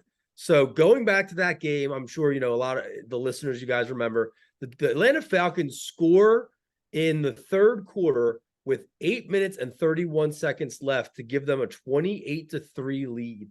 For all intents and purposes, I think the game seemed like it was over. And I remember afterwards, how ESPN and some other, websites run the percentage to win at whatever point in the game. And they were like a 99% chance to win at that point in the game. On the next drive, the Patriots score. So they answer. It's 28-9. Gostkowski misses the extra point. So it's 28-9. And they elect to kick an onside kick that early, and the Falcons recover it. So the Falcons have the ball basically at midfield in the third quarter, and they're still up 19 points, and they can't seal that game away. I remember watching that game in the second half, and I was texting some of my buddies, and I remember one of my buddies needed Atlanta to win like a whole bunch of money. And when it was 28-3, I was like, yo, this game's over. Congrats. After the game, he was like, dude, you're an asshole. What a mush. I actually had Patriots. What a choke. I had Patriots -3 in that Super Bowl. Talk about stealing money. Yeah, you burn into overtime, and then James White runs it in. Yep, 34-28 final. Yep. I don't know if there's a quarterback that I have less faith in to win a big game than Matt Ryan. As good as he was, he probably gets in the Hall. I guess he gets in the Hall of Fame with his numbers, and an MVP. Just never did anything for me. Good for the Colts too for going from that refrigerator to Anthony Richardson. Yeah, that'll be a completely different type of offense. Night and day. Yeah, for sure. That's a great pick. I mean, as far as an individual game, I mean that's an absolutely brutal way to lose a Super Bowl. Yeah. Yeah. All right. So my number 4 is, you want to talk present day, Al. We don't talk a lot of hockey on this podcast. Oh. But the 2023 Boston Bruins, the best record in NHL history. 65 wins, 12 losses, and 5 overtime losses. They lost 12 games in regulation the entire season. They're up 3-1 to the Florida Panthers, who I believe they have a 35-point advantage over them over the course of the regular season. The Panthers rattle off 3 straight wins, including overtime in Boston to close out that series. Just truly an unbelievable and epic collapse. I have a client in Boston who I would text again. He's a big hockey guy. And I'm not going to sit here and pretend to be a huge hockey fan, but I would say you guys got a squad this year, huh? This and that. And all he would say to me is, it doesn't matter till the playoffs. It doesn't matter till the playoffs. And my God, was he right? Yeah. What a I almost, if it wasn't for Boston, how much I despise that fan base, you almost feel for those players in the locker room because you're having such a special season that you're going through that season being like, we're going to remember this forever because of how dominant we are, and it just ends on such a sour note. Kind of reminds me of like the 2011 Phillies. Okay. Yeah. Just like, how did it end like this? Yeah. Only if the Phillies had won 120 games in the regular season. Right. Absolutely. Yeah. This Bruins team too, I was looking at over the roster. They have some guys that I'm actually familiar with. I guess they've been playing for a while. Bergeron, Marchand, Pasternak, David Krejci. Those are all names that I recognize. And then I'm assuming that this Tyler Bertuzzi kid is Todd Bertuzzi's son. I mean, I would assume so too. How many Bertuzzis have you ever ran into in your lifetime?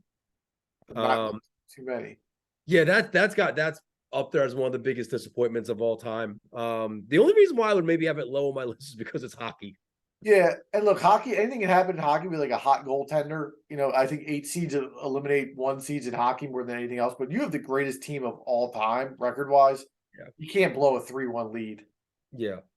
And Boston has good goaltenders. So I don't know, man. I don't know much about the Boston Bruins this past season, but yeah, I knew they were. What is it? The Calder Cup that you win? President's Trophy, I think. President's Trophy. What the hell is the Calder Cup? I don't even know what the hell that Calder, is. I think, is Rookie of the Year. Okay, all right. We're above our skis right now. Yeah, we're drowning. Well, listen, it's a good segue because my number 4 is the Boston Bruins, again losing to the Philadelphia Flyers in 2010 in the playoffs. That's what I thought you were going to say. You love that series. You bring up that series all the time. I know, dude. I really do. That's like right up there with Duncan Robinson for side note shout outs. Listen, you want to know something here? That 2010 Boston Bruins team, you know who played center for that team? Patrice Bergeron. He's been involved with twice on the list. Not only Patrice Bergeron, but David Krejci was on that team as well. Yeah, so we got 2 guys who experienced just absolutely epic losses in a Boston Bruins jersey. I wonder if they invest in piggyback partners. They better start. Yeah, absolutely. They're going to start losing money based on the way they're playing. That series, Boston's up 3-0. We're in Philadelphia for game 4. Philly wins that game in overtime. They then win game 5 by a score of 4-0. Game 6, they win 2-1. And then we know game 7, Boston goes up 3-0 in the first period before Philadelphia storms back to win that game 4-3 in Boston. So I believe, is that the only 3-0 comeback in the NHL playoffs? I can't confirm or deny that. Okay. I'm not entirely sure. I don't want to state that as fact. I think it was the first one, though. Okay, definitely the first. Well, no, it was absolutely the first. I don't know if it's happened since. We've talked about this guy before, Danny playoffs that year. Danny Briere scored 10 points in the series. Mike Richards, El Capitan at the time, 9 points. And a guy that I used to love, left winger Billy Leno, Billy the Kid, had 7 points in that series. But yeah, just a very, very huge, the biggest collapse at the time in NHL playoff history to be up 3-0. And they blew a 3-0 lead in game 7. Yeah, so being up 3-0 in the first period in game 7 as well. Yeah. So I have that as my number 4 biggest choke/disappointment. That's a really good one. So my number 3 is another one. Again, sometimes when we're putting these lists together, you put a team on your list that's a little under the radar just to be a little bit different. But a team that doesn't get mentioned for as big of a choke as it was, the 2007 Dallas Mavericks. So you don't even remember them. Yeah, jog my memory here. 67-15 in the regular season. Dirk Nowitzki MVP. They go into the first round against the Golden State Warriors with Baron Davis. Oh, and Baron, the Steve B Diddy team. the We Believe Warriors, Yeah. and they get just destroyed. They lose in 6 games as the number 1 seed in the Western Conference. I think it was probably the 3rd time in NBA history that a 1 seed had lost. So obviously you had Mutombo. Well, Denver And over then Seattle was. I think the second one will had to be because almost doesn't count. The 50-game lockout season of '99, the 8 seed Knicks went to the finals. But again, that's a 50-game season, so is that a true 8 seed or not? Who really knows? But to go 67-15, which is at the time what 3 wins short of the NBA record, Right. and to get bounced in the first round of 6 games, and to add on to that, I think we all can agree the NBA is the sport where series upsets happen the least. Yeah. When you're a better basketball team over the course of 7 games, you win the series. And for that team to just completely collapse, and dude, I remember watching those games in that Oakland arena. That place was nuts. Electric. They had the rally towels, the headband boys. They were all rocking the headbands, and it was Baron Davis, Steven Jackson. I think Jason Richardson was the 3rd guard. The Mississippi Bullet, Monte Ellis, wasn't he on that team? I think he was, but I don't think he was like ready to. I don't think he was a huge All right. part of it. Okay. I think Andres Biedrins was in the middle for those.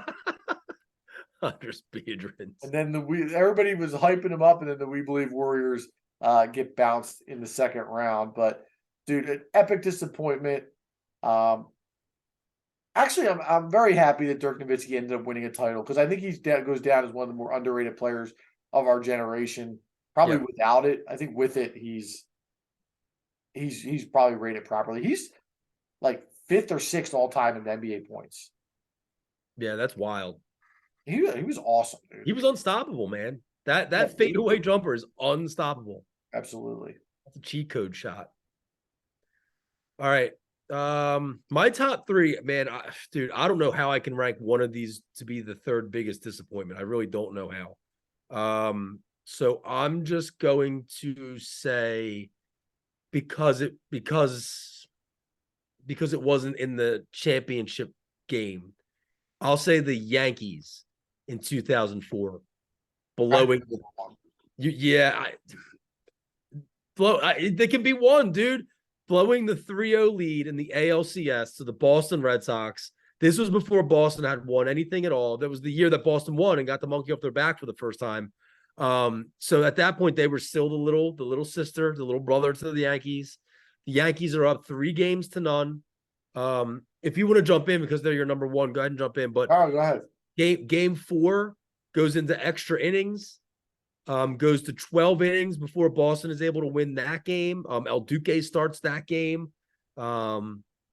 Game 5, another extra innings game that the Yankees just can't close it out. They have a 4-2 lead going into the 8th inning, and they can't close that game out. I believe that was probably a Tom Flash Gordon blow. No, Gordon may have been on the Phillies by then. No, Gordon was on that team. He was hurt. I don't think he pitched much in that playoffs. No, he played. Wait, you're talking Yankees? Yeah. I'm sorry, I thought you were talking Red Sox. Gordon was a Red Sox before that. Oh yeah, no, on the Yankees, I'm saying. Yeah, okay, I'm with you. Like that's probably some Flash Gordon in there.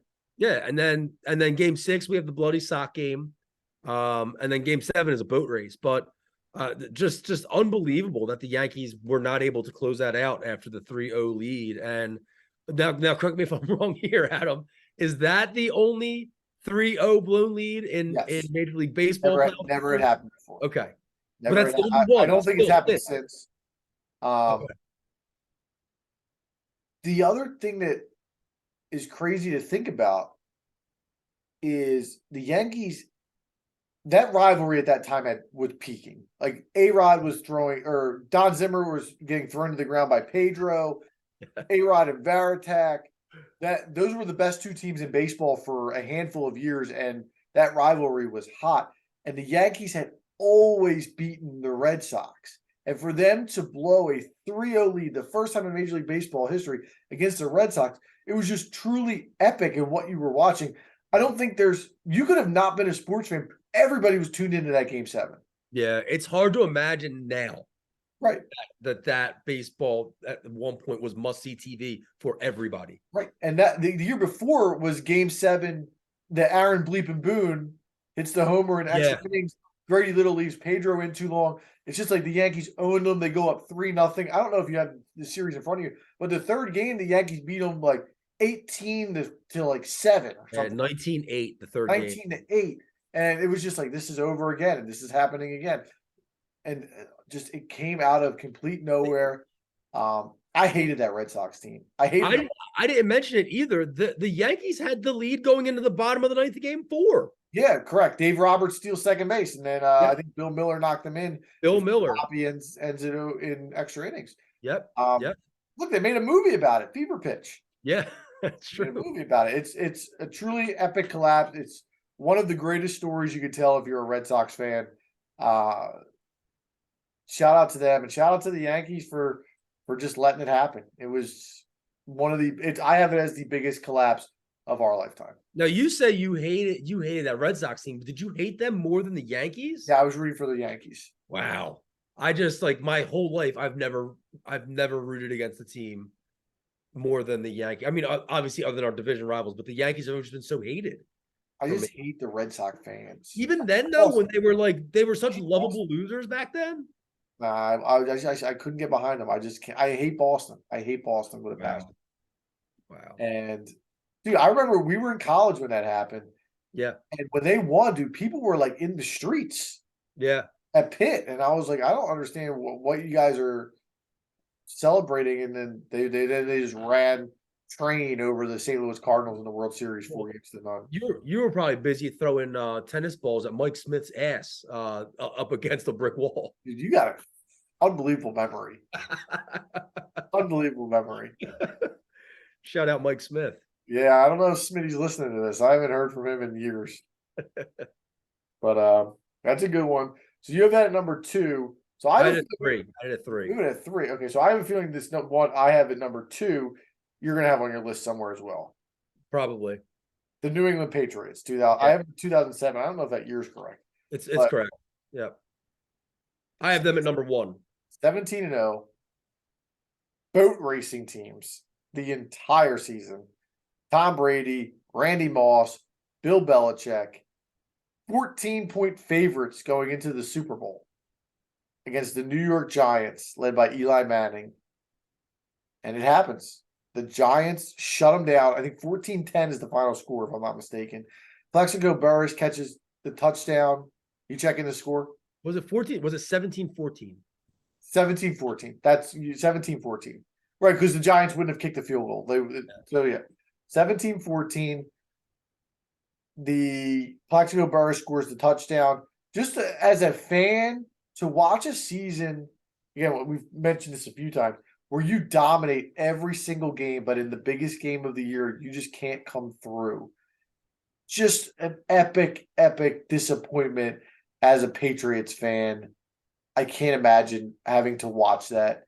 And again, you're looking at, it's never happened. The Dolphins, obviously, the undefeated season, hasn't happened since. And that was felt like a lock. Felt like that team was never going to lose.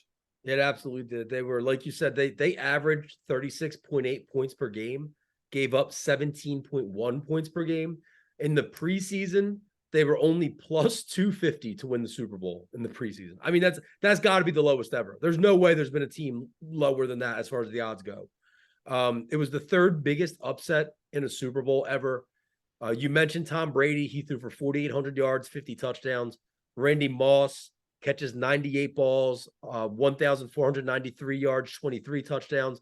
You didn't mention there's just a cornucopia of players on this team. Wes Welker, 3 Pro Bowlers on the O-line, the big burly beeps, Matt Light, Logan Mankins, and Dan Coppin.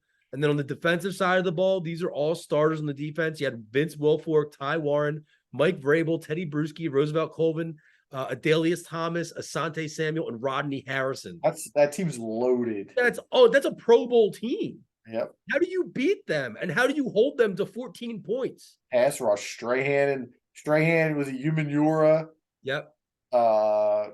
maybe Justin Tucker. I don't know if I'm getting ahead of myself there with Justin Tuck. In 07, did the Giants still have all those BGO linemen, Chris Snee and Dave Healy and Chris Bober, Rich Subert, Rich Pettigrew? They were known for them big white linemen, them big white hogs. Jeremy Shockey's the best tight end in the league. I'll never forget when Trey Junkin, man, when he botched that snap. And the next day in the Carroll parking lot, kids were hanging off of BG's trunk as he was driving into the parking lot. Yeah, get off me. I have that team as my number one, only because, like you said, like it's never been done before, obviously, and that's the only time it's ever even gotten that close since Miami. I don't know how you blow that game.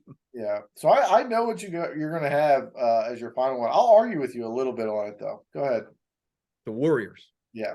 15-16 Warriors. 72-9 or 70. 72-9. 114.9 points per game. They were up 3-1 in the finals versus Cleveland, and they can't put away LeBron's Cavs. So listen, to me, that's not so much of a choke as it is a disappointment. Because losing that finals, like that would have cemented them as inarguably the greatest team in NBA history. So to lose that finals, you lose that accolade. It's that simple. So to me, that's why that's the biggest disappointment. So I obviously consider it. You have to at least warrant some consideration for sure. My argument against it is, first of all, they're going up against, in my opinion, the greatest player of all time in LeBron James, who's also flanked by Kyrie Irving and Kevin Love, who are two obviously tremendous players amongst themselves. And when you look back at that Golden State roster, as good as that team was, that roster is just not as great. It's Steph Curry, prime Steph Curry, who we've talked about plenty, Clay in his prime as well, who's great. But then it's like Harrison Barnes, Draymond Green, Andrew Bogut, I think was probably the starting center on that team. Is that probably prime Draymond though? Yeah, no, listen, it's probably the prime of all. Actually, it may even be like pre-prime Draymond. Prime Draymond may have been like a year or two after that, but he's still very good in that situation.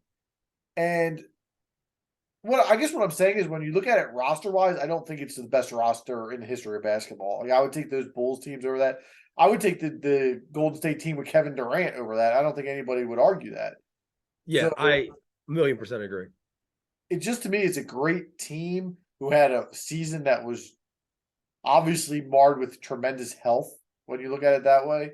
And they were awesome. Like, I think they started the year, what were they, 20-something-0?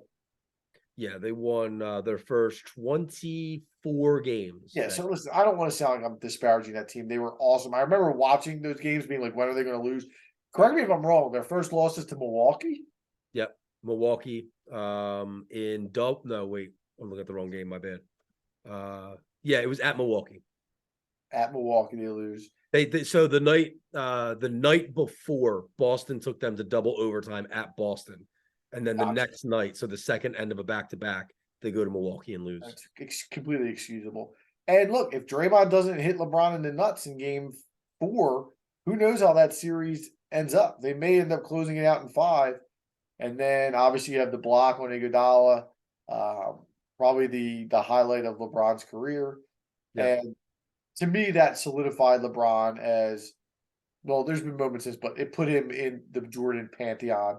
1, 2, however you want to rank it, it's fine by me. But that put him in that pantheon to come back 3-1 against that team. Yeah, listen, Cleveland was an extremely talented team that year. And like you said, top to bottom, it's hard to say that they weren't more talented than Golden State.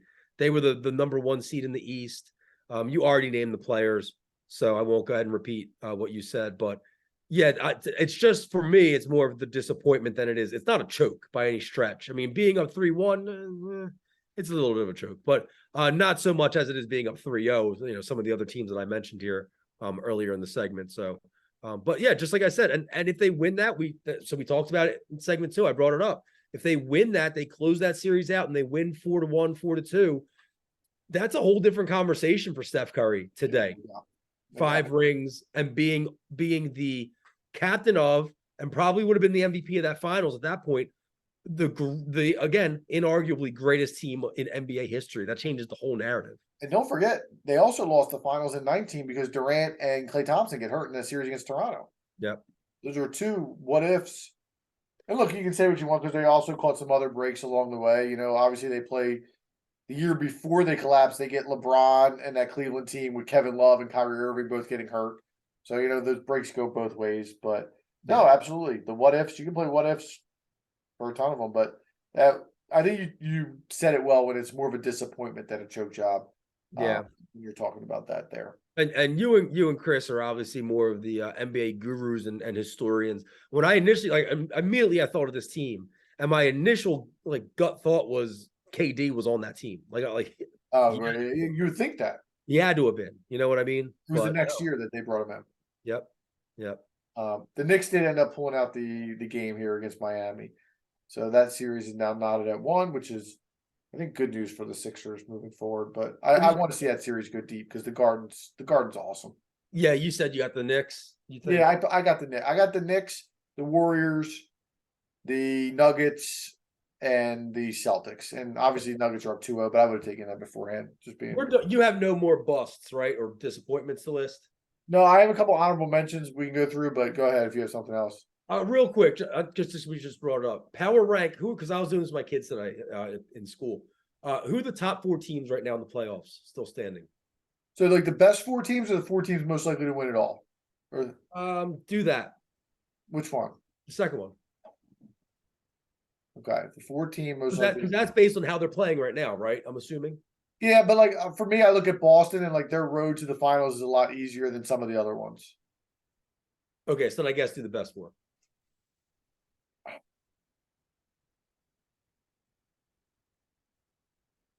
It's not easy. It's not. There's a lot of teams that are in that mix. Yeah. So look, all right, let's do it this way. The Knicks are not in the top 4. Right. Neither are Miami's not in the top 4. Right. The Sixers without Embiid are not in the top 4. Right. So that leaves me with Boston and the 4 teams out west. Yeah. So Boston's in my top 4. I got to figure out where they're going to rank. So you think Phoenix is top 4? No, I don't. Yeah, they're out. I had them out. I don't. So I would probably go Denver, Boston, Golden State, Lakers. That's how I would rank them. If I had to go. So the argument was I was arguing that Denver is the best team in the playoffs right now. I said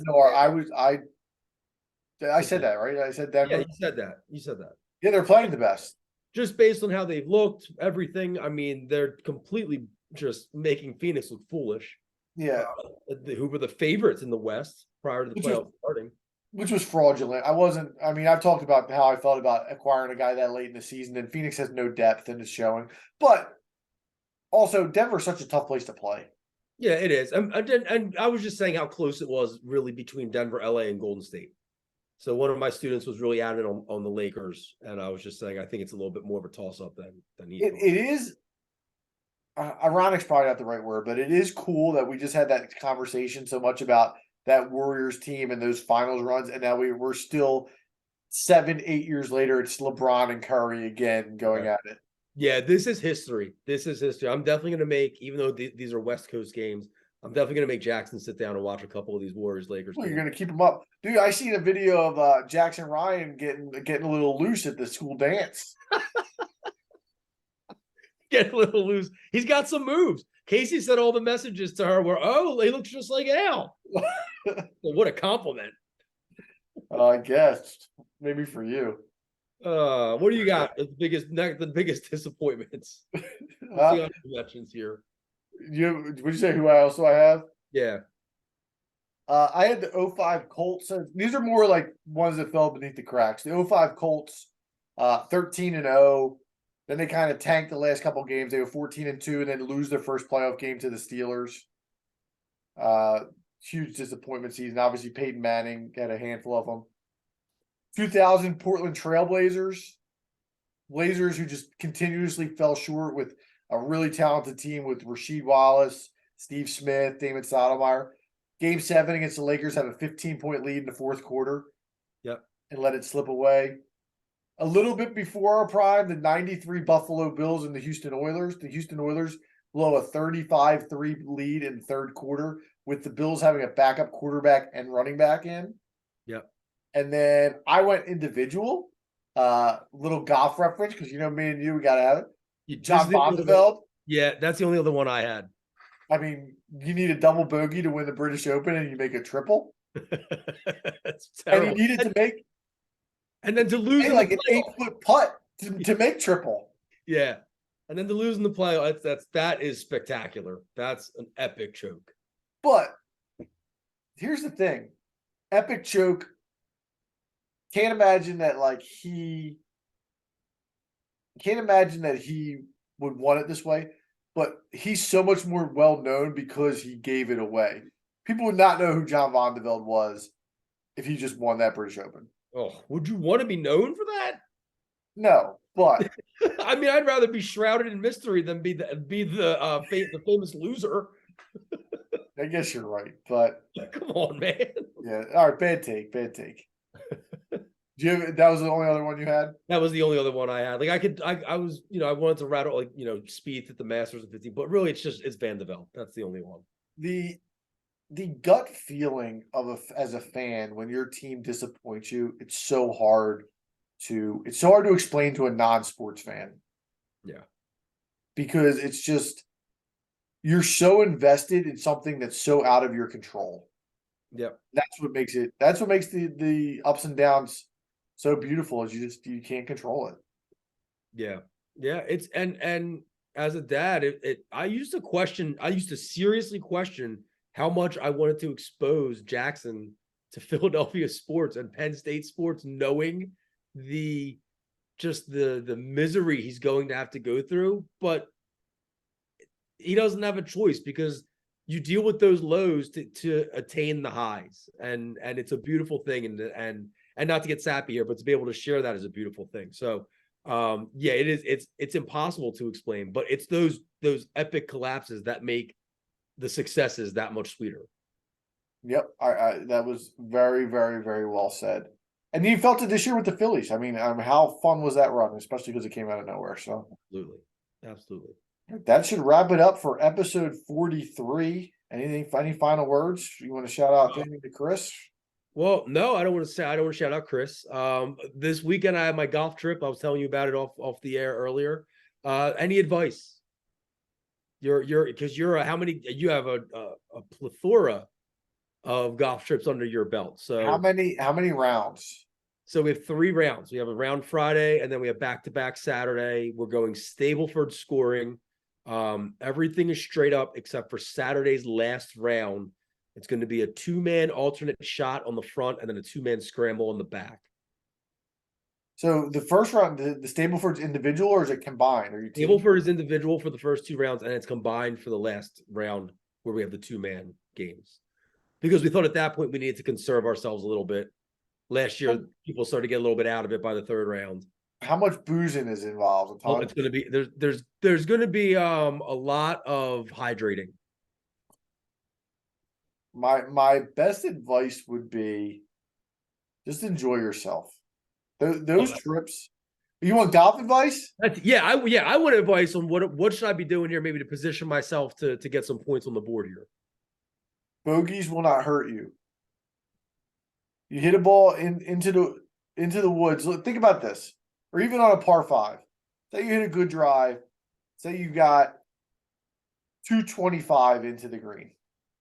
How many times are you, as a higher handicap player, hitting a 225-yard 3-wood onto the green? Oh, this is not advice. I lay up every time on a par 5, dude. Dude, I don't even carry fairway woods. Okay. All right, I'll give you one more tip that I've been working on lately. With my game, I suck right now. I'm terrible. I haven't won a golf match since January. But there's one part of my game right now that is on point. It's my bunker play. How are you in the bunkers? I'm not bad from the green side, but go ahead. I'll listen, because I can open the face. Yep. Weight forward and speed. Yeah. Not let up. You got to go through that thing with speed. You don't have to take it back as far, and just make sure you bring it through with speed. And if you hit the sand first, you'll get out every time. Yeah, I'm pretty solid. My green side game is well. Every tip I give you, you already know. You're a freaking expert. Let's wrap it up. Let's wrap it up. I do want to test Chris. Chris, if you're still listening to this pod, which you should as a member of this team, then shoot us a text and tell us that. What was the score of the bocce game? The Yeah, the let us first game of know. the season. Let us know how you did in bocce as well as bingo tonight. So bring shout home out any to Gucci, that. bring home any Gucci bags and some bocce balls. We're gonna wrap it up, episode 43. But one last thing before we drop that beat. Shout out to Piggyback the Partners. Let's go. Wink, wink. Drop that beat.